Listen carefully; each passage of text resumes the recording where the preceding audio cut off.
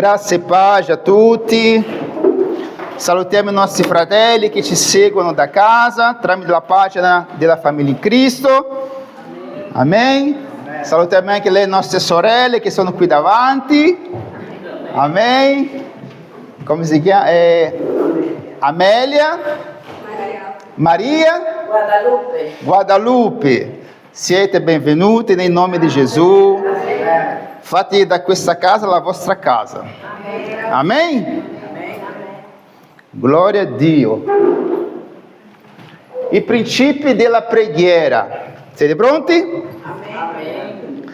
Allora, noi sappiamo che la preghiera è molto importante, ma ugualmente dobbiamo pregare, ma dobbiamo anche saper pregare. Amen? Amen. Perché a volte noi siamo in un circolo, non so se in italiano si può dire così. In Brasile si dice circolo di preghiera, ma in una riunione di preghiera, cioè un incontro di preghiera, sala del vasaio, sabato alle 9, amen? E siamo a certi incontri dove tutti dicono tutto allo stesso momento e noi non capiamo niente. Perché? Perché la parola di Dio dice che il nostro Dio è un Dio di ordine. Amen. Ogni cosa che Lui fa è con ordine. Non è come si dice a Roma a casaccio, cioè non si fanno le cose così. Il nostro Dio, ogni cosa che Lui fa è con ordine. Lui ha iniziato la creazione con ordine. Ogni giorno Lui faceva una cosa. Non è che Lui nel primo giorno ha fatto tutto, ogni giorno Lui faceva una cosa in ordine. E così deve essere la preghiera, amen? E il nostro Signore ci ha lasciato un modello di preghiera.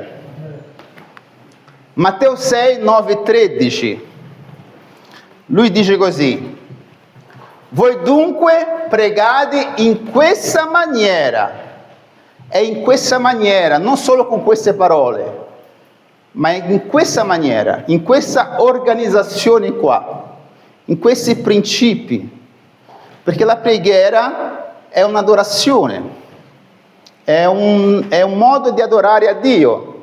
Noi adoriamo Dio con le nostre offerte, con i nostri canti e con la nostra preghiera noi adoriamo il Signore. E quindi Lui dice: voi dunque pregate in questa maniera. Padre nostro che sei nei cieli. Quindi noi preghiamo a un Padre, non un Dio lontano, ma un Padre. Quindi qui c'è una riconoscenza, un riconoscimento. Noi riconosciamo chi è il nostro Padre. Padre nostro che sei nei cieli, sia, qui c'è scritto sia santificato il tuo nome, venga il tuo regno, sia fatta la tua volontà, in terra come in cielo. Dacci oggi il nostro pane necessario e perdonaci i nostri debiti, come anche noi perdoniamo ai nostri debitori. E non esporci alla tentazione, ma liberaci dal maligno, perché tuo è il regno e la potenza e la gloria in eterno. Amen. Amen. Quindi Gesù insegnò l'importanza di sapere cosa dobbiamo dire in preghiera, pregando con consapevolezza e timore. Amen. Perché il principio della preghiera è l'adorazione, cioè non è chiedere. Perché Lui insegnò che il principio è l'adorazione. Non è che Lui ha detto pregate così, Padre dammi questo. No, Padre nostro che sei nei cieli. Riconosciamo che noi abbiamo un Padre che è nei cieli. Quindi pregare con consapevolezza e timore. Perché a volte noi sentiamo persone che rivolgono al Signore in modo tipo, che ne so, tu, oppure, che ne so, senza riverenza, senza timore. Brasile c'è una parola che si dice cara, no? È tipo che tu stai parlando come se fosse un amichetto tuo. Dio è il nostro Padre e noi quando parliamo con i nostri genitori noi dobbiamo riconoscere che noi abbiamo davanti delle autorità. Noi non possiamo parlare con i nostri genitori come parliamo con i nostri amici. Ci vuole una riverenza. Amen. E con Dio è la stessa cosa. È una riverenza. Padre nostro, Dio nostro. Amen. Quindi spesso noi preghiamo senza comprensione o senza lo scopo e questo può impedire la preghiera generare risultati o risposte da parte di Dio. Non sapere pregare, non sapere come pregare è un problema. Certo, ovviamente che quando si ha a che fare con persone nuove nella fede, Dio lui non ascolta tanto le parole, ma come lui ascolta il cuore. Perché a volte, no, all'inizio quando pregavamo non sapevamo cosa dire, però Dio non dava tanto ascolto alle parole, ma al cuore. Ma dal momento che noi abbiamo una camminata con Dio, Dio sta attento alle nostre parole. Perché le parole hanno forza. Amen? Le parole hanno forza. Quindi, man mano che noi camminiamo con Dio, Lui sta ascoltando cosa sta uscendo dalla nostra bocca, come sono le parole, come noi preghiamo al Signore. Ma quando si ha questo rapporto già da un tempo, no? Le nostre parole e la nostra preghiera deve essere una preghiera matura. Non è più la preghiera come era all'inizio, ma è una preghiera matura. Perché? Perché ha conoscenza. Quindi noi preghiamo in base a quello che impariamo, in base a quello che leggiamo. Se vi siete accorti, le persone che non sanno pregare è perché non leggono la parola. Perché più leggiamo la parola, più la nostra preghiera diventa matura.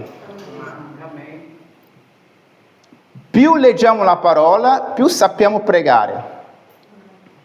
Amen. Più ci rivolgiamo al nostro Dio con riverenza e con timore. Per questo che la parola è importante.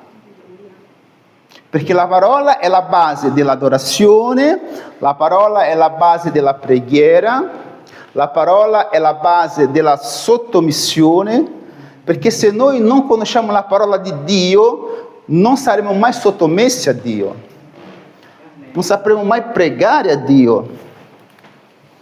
Se noi non conosciamo la parola, parleremo di un Dio che noi non conosciamo, oppure parleremo di un Dio che non esiste. Perché parleremo in base alla nostra testa, non in base alla parola. Perché noi siamo credenti e ciò che parliamo è in base alla parola di Dio. Nessun credente può insegnare o parlare di Dio in base a quello che viene nella sua testa, ma in base a ciò che è scritto nella parola. Amen? E quando noi preghiamo in base alla parola di Dio. Non possiamo dire parole senza senso. Noi non possiamo dire parole senza base biblica. Quando noi cantiamo in base alla parola di Dio. Alleluia. Non possiamo cantare cantici senza senso. Oppure non possiamo cantare cantici senza base biblica.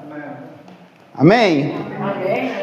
Perché la parola di Dio dice che il popolo perisce per mancanza di conoscenza, quindi se noi non conosciamo noi periamo. Quindi oggi vedremo un po' di qualcosa in più riguardo alla preghiera e avremo sicuramente più risposte e più frutti nelle nostre preghiere. Allora, il primo topico è Padre nostro che sei nel cielo, versetto 9. In Giovanni capitolo 1:12 dice così: ma a tutti coloro che lo hanno ricevuto, egli ha dato l'autorità di diventare figli di Dio, a quelli cioè che credono nel suo nome.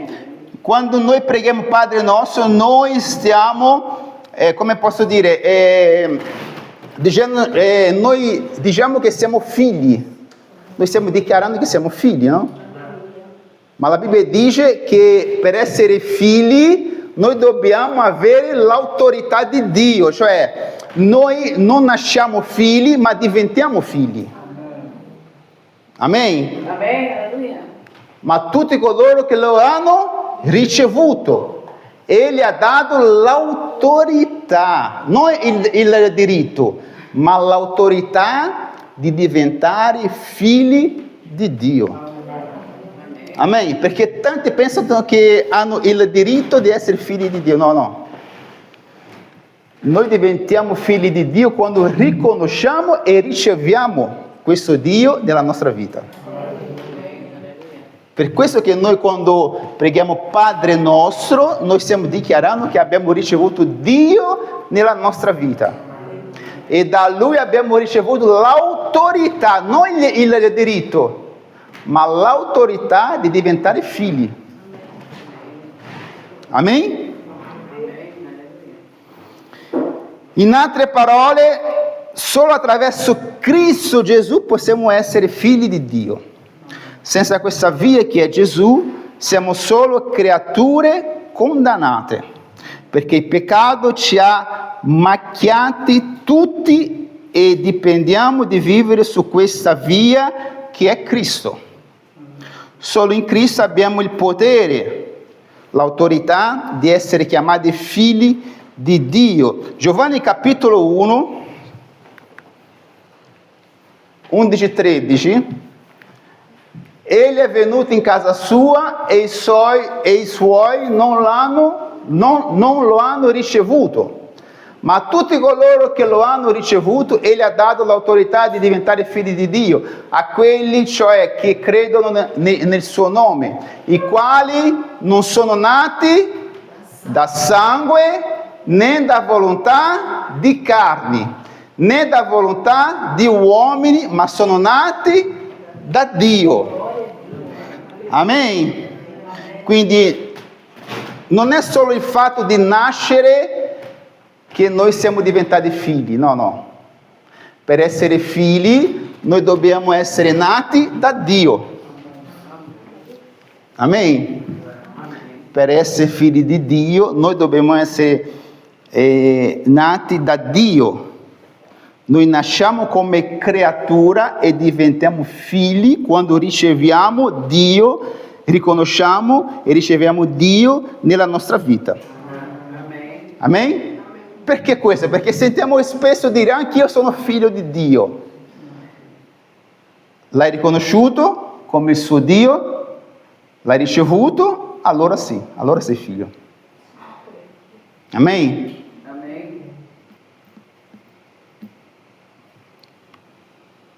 Secondo topico, sia santificato il tuo nome. Amen. Salmi 100, versetto 4. Entrate nelle sue porte con ringraziamento e nei suoi cortili con... Vabbè, qui è una N, non so perché mi sta facendo queste cose, guarda. Con lode, celebratelo, benedite il suo nome. Allora, io vi faccio una domanda. Come possiamo santificare il nome di Dio? Perché lui ha detto, sia santificato il tuo nome. In che modo possiamo santificare il nome di Dio? Non che il nome di Dio non sia santo, no? Ma in che modo noi possiamo dimostrare che il nome di Dio è santo? con le lode e con le nostre testimonianze. Amen? Non è che Dio ha bisogno che noi santifichiamo il suo nome, no, ma tramite le nostre lode e le nostre testimonianze noi dimostriamo che il suo nome è santo. Noi testimoniamo ciò che noi crediamo. Perché? Perché a molti non piace testimoniare, ma è importante testimoniare. Noi dobbiamo testimoniare ciò che Lui fa nelle nostre vite. Così dimostriamo che il suo nome è santo. Così testimoniamo che il suo nome è santo. Perché noi viviamo in base alla parola di Dio, ma testimoniamo con le nostre attitudini la sua parola. Amen. Che Lui è santo, che Lui è Dio. Amen. Amen. Perché noi sappiamo che Lui è santo, noi sappiamo che Lui è Dio, in base alle sue parole e alle nostre esperienze con Lui. Più conosciamo Dio, più avremo esperienze con Dio.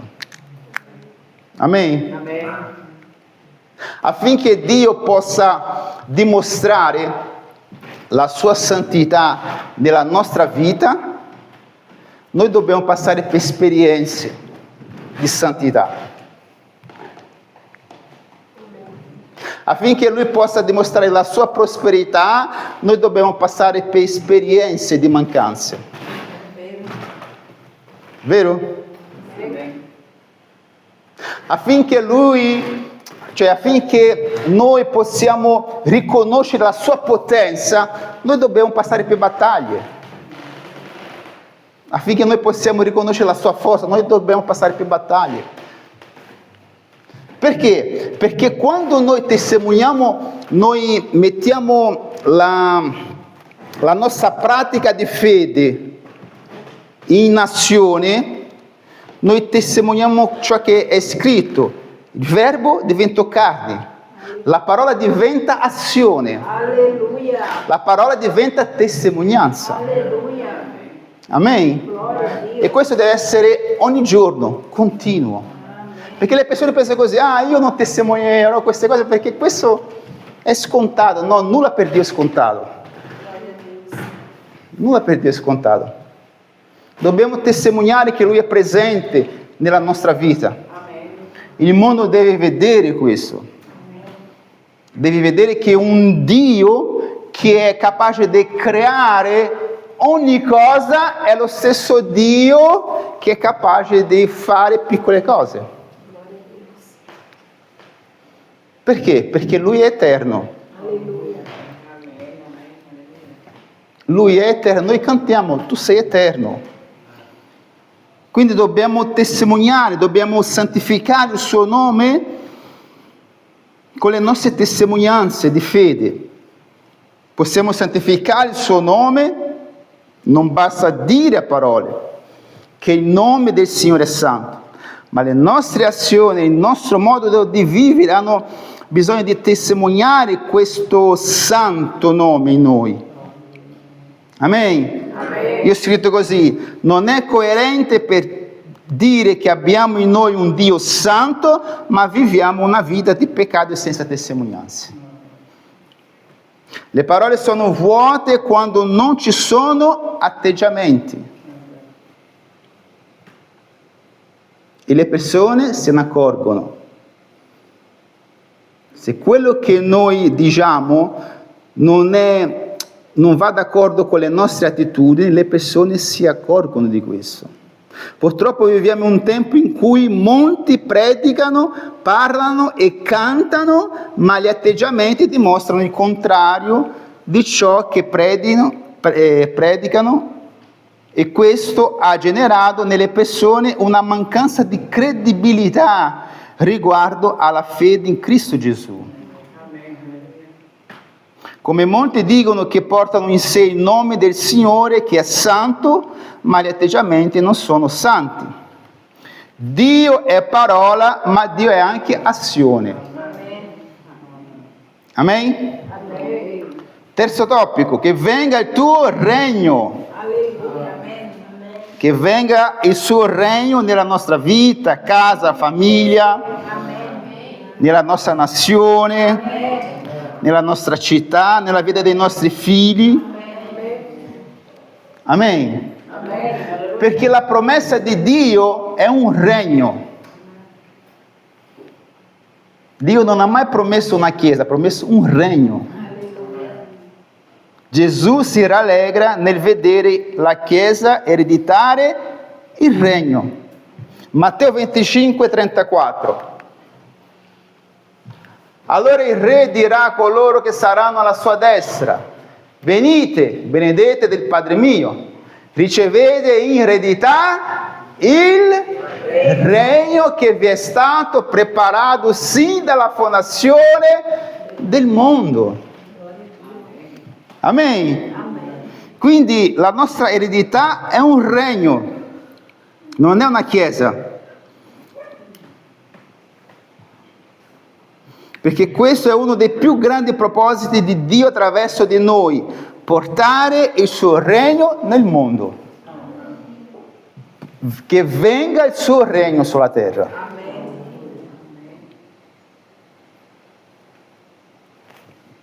Perché? Perché attualmente questo mondo giace dove? Nel maligno. E quando noi dichiariamo, quando noi preghiamo che venga il suo regno, perché il suo regno farà la differenza, cioè cambierà ogni cosa. Prima Giovanni 5, 19, 21. Noi sappiamo che siamo da Dio e che tutto il mondo giace nel maligno. Ma noi sappiamo che il Figlio di Dio è venuto e ci ha dato intendimento, affinché conosciamo colui che è il vero. E noi siamo nel vero, nel suo Figlio Gesù Cristo. Questo è il vero Dio e la vita eterna. Figlioletti, guardatevi dagli idoli. Amen. In un mondo governato da uomini malvagi, a prescindere dall'ideologia, che purtroppo anche negli ambienti cristiani, l'ideologia sta, in certi ambienti l'ideologia sta sopra la parola di Dio. E questo noi non dobbiamo permettere mai. Nulla sta sopra la parola di Dio, almeno per quelli che credono in Dio. Nulla, nelle nostre culture terrene, nelle nostre ideologie politiche, nulla sta sopra la parola di Dio. La parola di Dio è la base della nostra vita in Cristo. Amen. Che era giovedì che parlavamo e io ho detto che anche noi viviamo facendo politica, ma noi non dipendiamo dalla politica. Il tipo di politica che fa la Chiesa è in favore dei bisognosi. Il tipo di politica che fa la Chiesa è per quelli che hanno bisogno di giustizia, di provvigioni, di provvidenza e di salvezza. Perché? Perché la politica è l'arte di governare. Amen. E la politica che fa la Chiesa è l'arte di Dio governare sopra di noi. Di Dio governare sopra di coloro che hanno bisogno di giustizia, perché Lui è un Dio giusto. Amen. Quando noi diciamo così, che venga il tuo regno, è che venga il regno di Dio a fare quello che i politici non lo fanno. Amen. Governare. Quando noi preghiamo e diciamo così, che venga il tuo regno, è perché Lui verrà a governare la nostra vita, verrà a governare la nostra casa, verrà a governare la nostra famiglia. Amen. Che Lui venga a governare, che Lui venga col suo governo, che Lui venga col suo regno.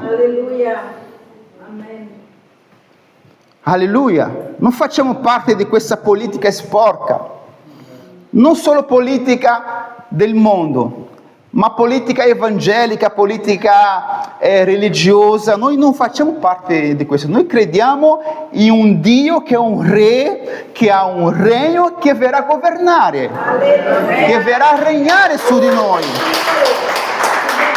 che verrà a regnare sulla nostra casa e sulla nostra famiglia. Alleluia. Perché Lui è re.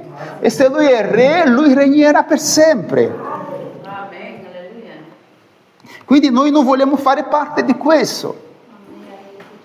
Noi non vogliamo fare parte di una chiesa che mette in primo posto una visione umana, ma che mette in primo posto il regno di Dio. Alleluia. Purtroppo stiamo mettendo prima la chiesa e poi il regno. No, prima il regno e poi la chiesa. Ci sono enti religiosi che mettono prima in posto la Chiesa e poi Dio. No, prima Dio. Alleluia. Prima il suo regno. Alleluia. Prima il suo governo. Amen. Alleluia. Perché? Perché nel cuore del credente, nei nostri cuori, deve ardere il desiderio di attrarre, di chiamare, di desiderare il regno di Dio sulla terra. Amen. Che venga il regno di Dio sulla terra, che venga a governare questa terra, che giace nel maligno, ma che Gesù verrà a governare questa terra. Giovanni capitolo 18, 36, dice: Gesù rispose, il mio regno non è di questo mondo, di questo sistema, il mio regno non è così. Se il mio regno fosse di questo mondo, i miei servi combatterebbero affinché io non fossi dato in mano dei giudei, ma ora il mio regno non è di qui. Il mio regno non fa parte di questo sistema, ma il mio regno verrà. Il mio regno verrà a governare questa terra. Amen. Voi credete in questo? Io credo che il Signore Gesù verrà a governare su questa terra. Il suo regno verrà su questa terra. Amen. Perché questa terra l'ha creata Lui e Lui verrà a governare questa terra. Amen. Perché? Perché è necessario avvisare, allertare la Chiesa sulla vera missione. Noi siamo chiamati a proclamare, non siamo stati chiamati a proclamare ideologie umane piene di strategie per dare più potere a coloro che vogliono governare sulle persone. Cioè è un tipo di sistema che vuole governare le persone. Non per le persone, ma le persone.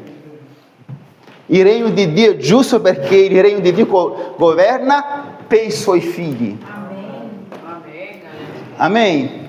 Invece il regno umano governa sulle persone, dominando le persone, mettendo uno contro l'altro. Ma il regno di Dio è giusto. Perché? Perché attualmente noi stiamo vivendo tempi di guerra tra due parti che in realtà sono legate ad un unico sistema che provoca il caos nella società per poter controllare, preparando così la strada di chi? Dell'anticristo. Tutto ciò che viviamo oggi è la preparazione per la venuta dell'anticristo. Il mondo sta preparando la sua venuta.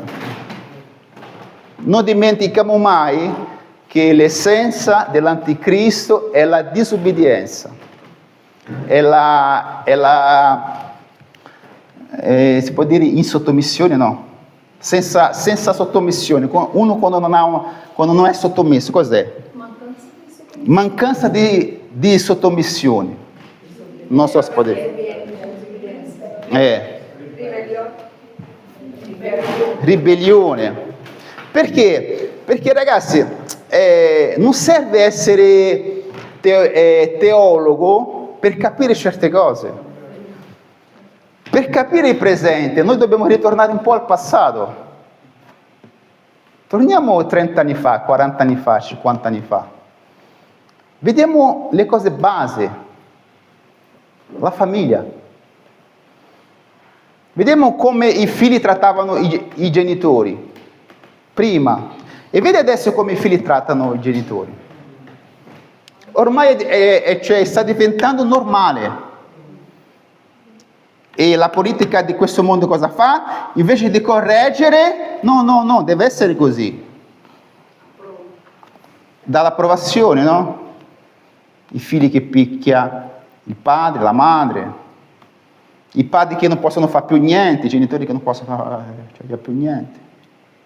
Giovedì stavamo parlando, no? Che prima, quando un bambino arrivava a casa e diceva guarda che il tuo figlio ha fatto così, oltre a beccare la punizione della scuola, beccava la punizione dei genitori. Adesso no, adesso sono i genitori che vanno alla scuola a menare, a picchiare gli insegnanti.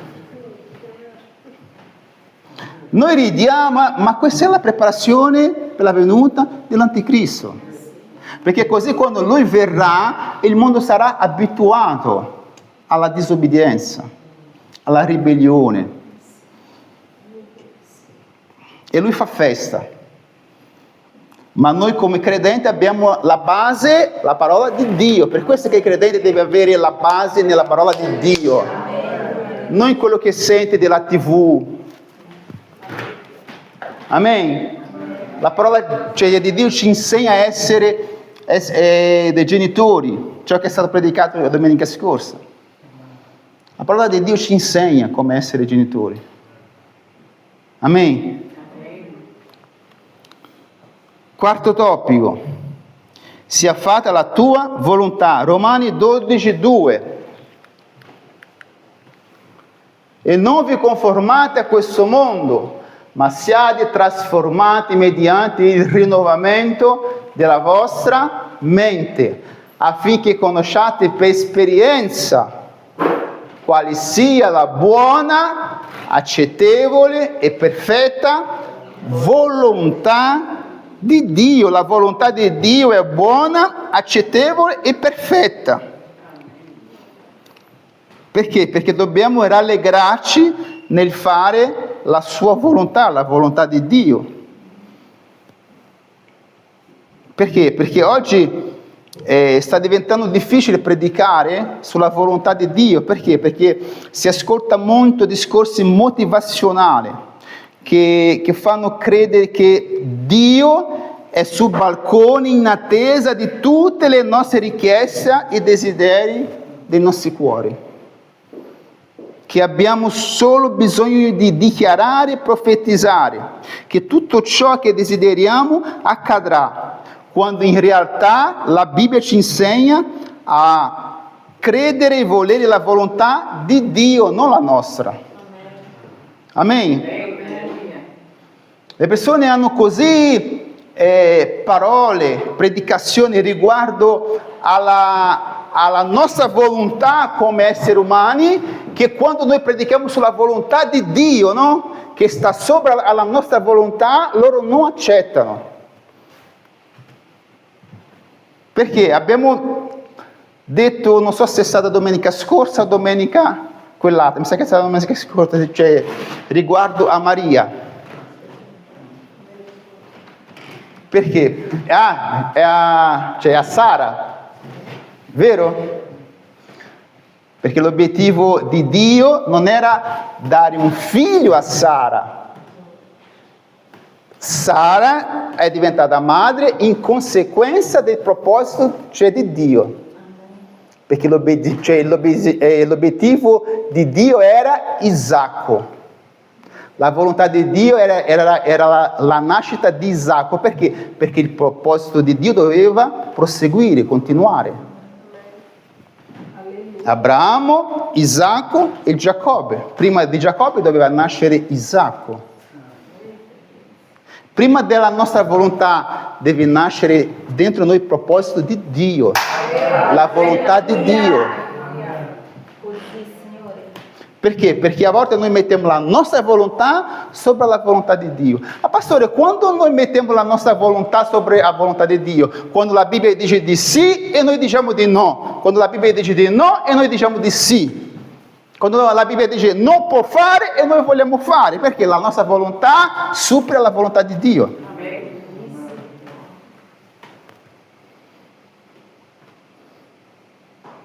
Per questo che Dio ha detto a Sara, avrai un figlio, non perché tu meriti, è perché il mio proposito devi proseguire, continuare.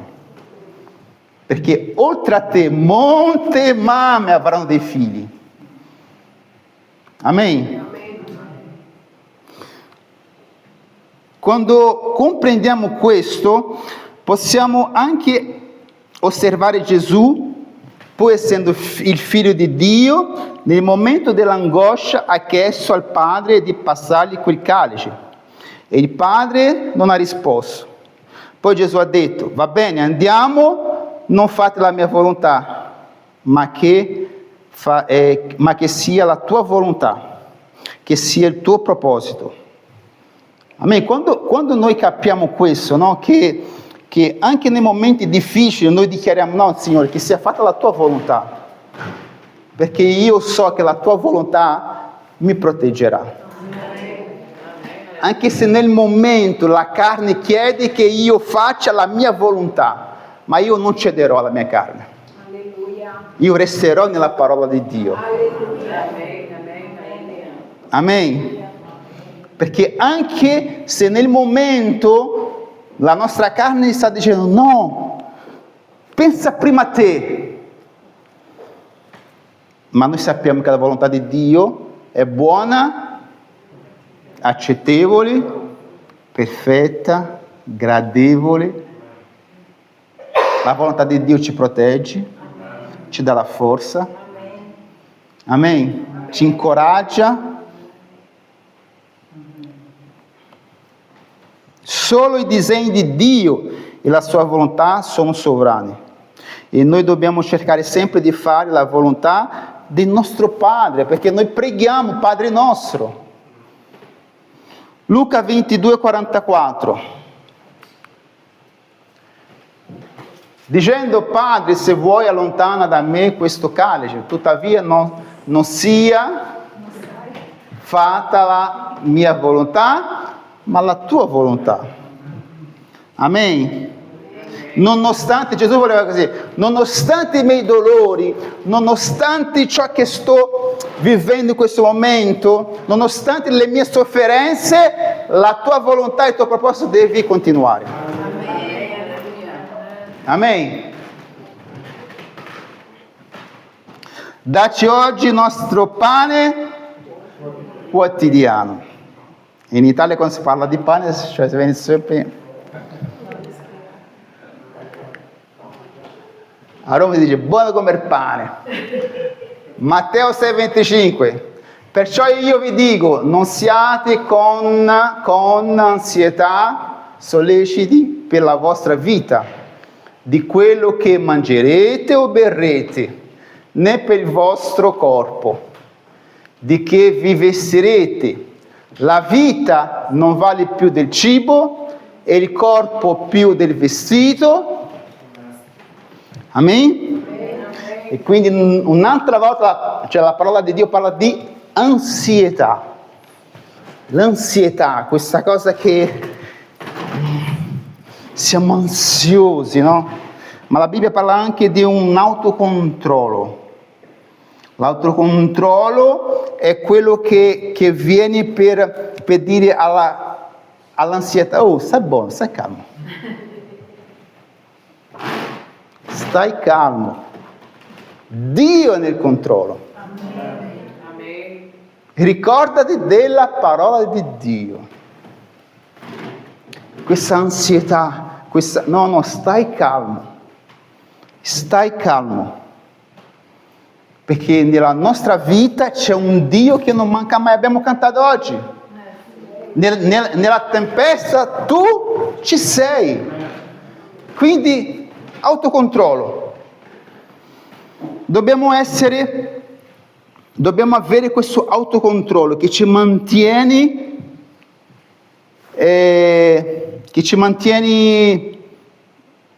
come si dice, sobrio, no? Che ci mantiene fermi, ma che ci mantiene sereno, però c'è un'altra parola, che ci mantiene lucido, capito?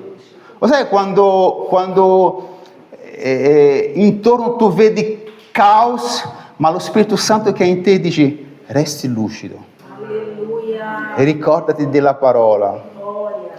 Non uscire dall'equilibrio. Quelli che si agitano perché non hanno la parola di Dio. Non hanno perché non se la ricordano. Perché non se la ricordano? Perché non la leggono.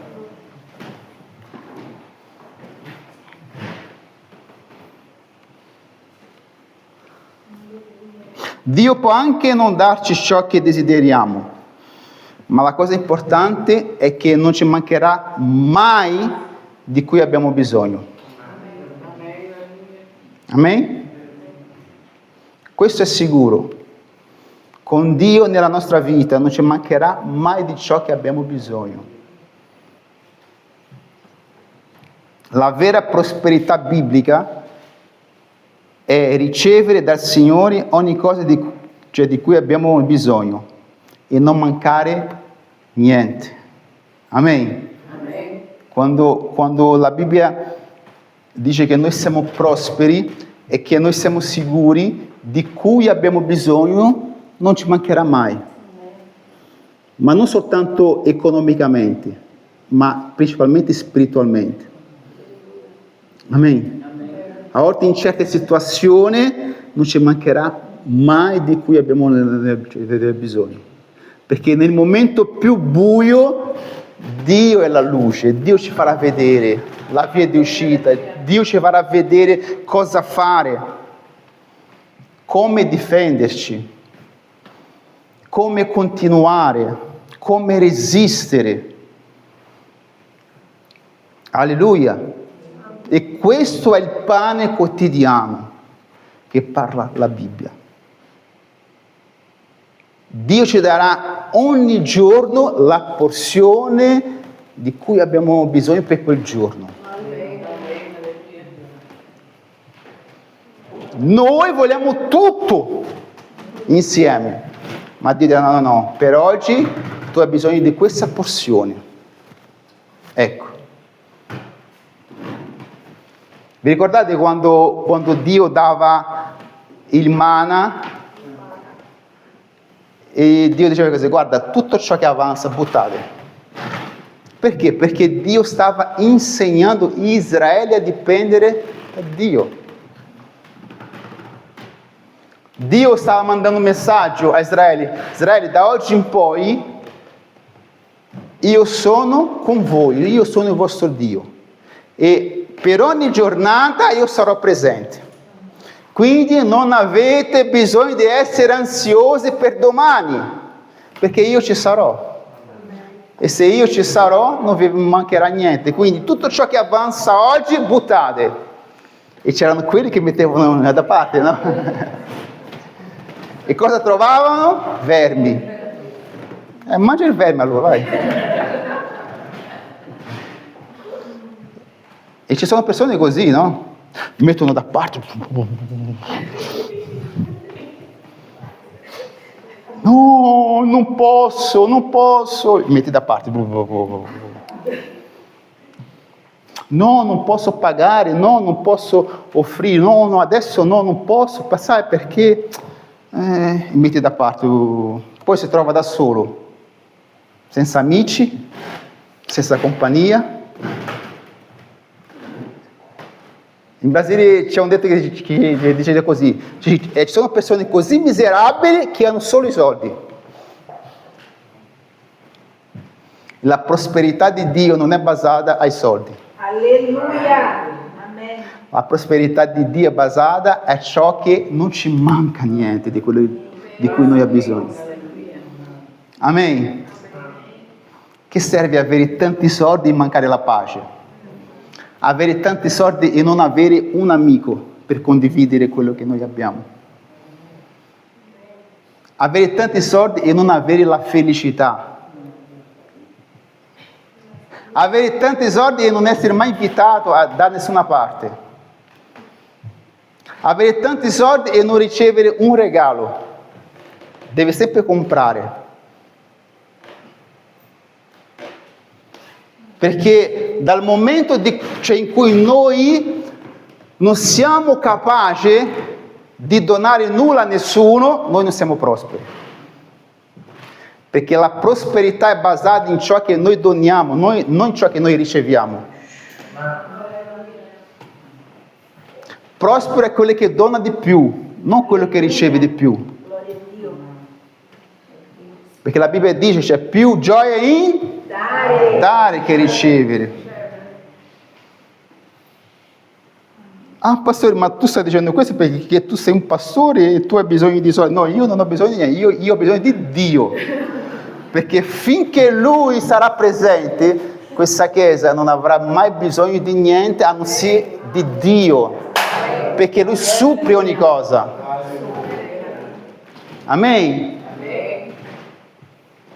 Lui è presente e tutti quelli che fanno parte di questa Chiesa possono provare, possono dire che Dio è presente qua.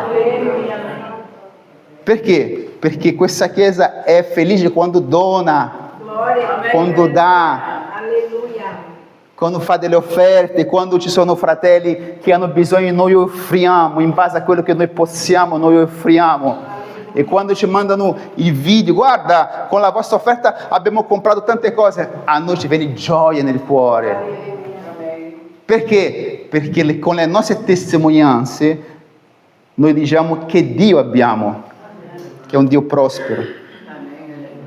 Amen. Quindi la prosperità è quando non manca niente di cui noi abbiamo bisogno e noi possiamo dire non ci manca mai niente. Alleluia. Rimette a noi i nostri debiti. Salmi 41, 4.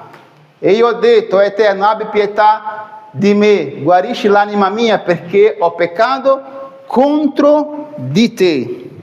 Il diavolo ci proverà sempre far cadere agli esseri umani che non c'è più. Il diavolo ci proverà sempre a far capire agli esseri umani che non c'è più perdono per loro, perché così si darebbero completamente al peccato o vivrebbero una vita disastrosa. Perché? Perché la sua strategia è far capire a quelli che hanno bisogno di perdono, tu non hai diritto del perdono. E uno pensa, cioè, siccome Dio non mi perdonerà mai, quindi io continuo a fare quello che sto facendo, anzi, farò ancora di più. Il perdono è il primo bisogno dell'anima. Amen. Ognuno di noi abbiamo bisogno di perdono e di perdonare. Senza di esso avremo un buco dentro di noi che nient'altro potrà riempire. La stessa maniera è quando perdoniamo i nostri debitori. Quando preghiamo il Padre nostro, chiediamo a Dio di perdonarci nello stesso modo in cui noi perdoniamo. La domanda è, e noi perdoniamo?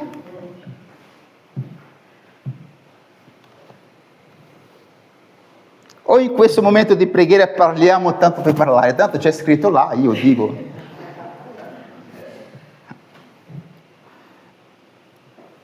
Il perdono, come l'amore, non è un sentimento, è un comandamento. Amen? È un comandamento, non è un sentimento. I comandamenti obbediscono solo chi è sottomesso a Dio, chi sono sottomessi. Perché? Perché e noi esporci alla tentazione. Giuseppe fu tentato, ma resistette. Gesù fu tentato, ma resistette. Non che loro sono stati meglio di noi, ma che hanno trovato la forza per farlo. Amen? Nessuno di se stesso ha la forza di resistere, nessuno di noi. Noi resistiamo perché? Perché abbiamo la forza di Dio, la presenza dello Spirito Santo. Perciò resistiamo, non perché siamo forti, non perché siamo super credenti, non perché parliamo in lingue, non perché preghiamo 24 ore, no, perché in noi c'è lo Spirito Santo di Dio, che ci dà la forza. Amen? Perché? Perché dobbiamo cercare Dio e lottare quotidianamente per resistere alle tentazioni che ci colpiscono, ai piedi di Cristo e prendendo come esempio il Signore stesso. Dobbiamo nutrire il nostro uomo spirituale affinché l'uomo carnale si indebolisca ogni giorno sempre di più. Amen? Più il nostro uomo spirituale diventa forte, più il nostro uomo carnale si indebolisce. Ma liberaci dal maligno. Non è liberaci dal male, ma dal maligno, è diverso. Perché se Dio ci libera dal male, ci libera soltanto di una situazione. Ma se Dio ci libera dal maligno, ci libera dalla influenza del male. Amen? Per questo che Gesù ha pregato, ma liberaci dal maligno, non dal male. Ogni giorno il nemico della nostra anima ci tenta con le sue astute insidie. Il male ogni giorno ci perseguita, ma è il Signore che ci libera da ogni male. Il credente deve confidare nel Signore, temere il Signore, obbedire al Signore e vivere al centro della sua volontà. In questo modo non dobbiamo avere paura di alcun male. Liberaci dal maligno più che dal male. Perché? Perché il male è l'influenza del maligno. Amen? Non solo il maligno, il male è influenza anche di persone malvagie. Quindi la nostra preghiera è: Signore, liberaci da persone malvagie, da persone che non vogliono avere niente con te. Giacomo 4,7, sto finendo. Sottomettetevi dunque a Dio, resistete al diavolo ed egli fuggirà da voi. Dio ci libera dal maligno quando siamo sottomessi a Lui. Amen? Non c'è liberazione senza sottomissione. Prima la sottomissione e di conseguenza la liberazione. Amen. Molti vogliono essere liberati dal maligno, ma non vogliono essere sottomessi a Dio. Vogliono essere liberi solo dal male, ma non dal maligno. Solo dal male. Dio mi libera da questo male, e Dio con la sua misericordia libera dal male e dopo un po' cade un'altra volta. Dio mi libera dal male. Perché? Perché non vuole essere sottomessi a Dio. Perché essere sottomessi a Dio è abbandonare tutto ciò che non va, tutto ciò che è contro la parola di Dio. Amen. Perché tutto questo? Perché suo è il regno, la potenza e la gloria in eterno. Alleluia.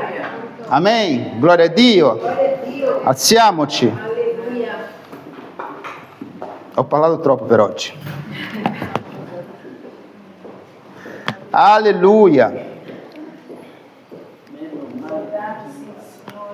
Grazie Gesù, grazie della tua parola, Signore, grazie della tua presenza, Padre.